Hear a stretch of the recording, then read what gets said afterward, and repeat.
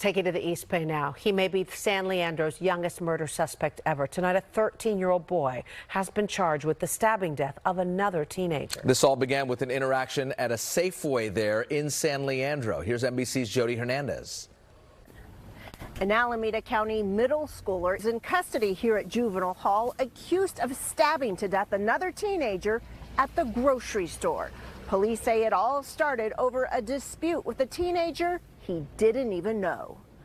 You have to learn to be able to take a breath, take a deep breath, take a step back from things that are just not worth going down a path of escalation, and then you end up with something that you can't take back. But police say a teenager took the wrong approach to a confrontation that will impact two families forever.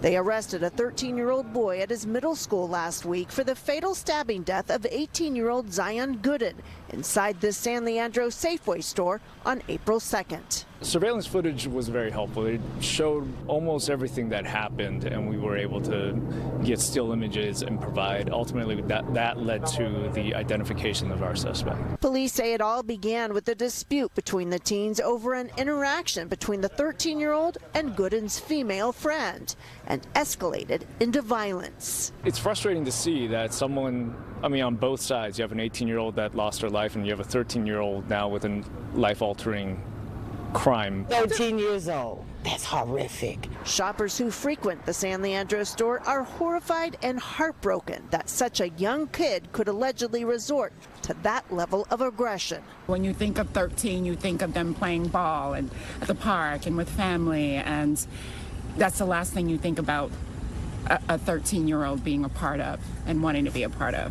Extremely sad. It's so tragic to hear that youth are spending their time hurting one another instead of loving and appreciating each other and appreciating life, period. Police say the boy was arraigned yesterday on one count of murder.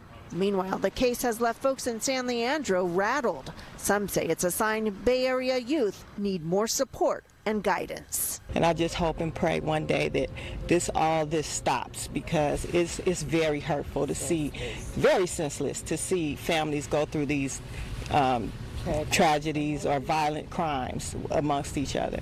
In San Leandro, Jodi Hernandez, NBC Bay Area News.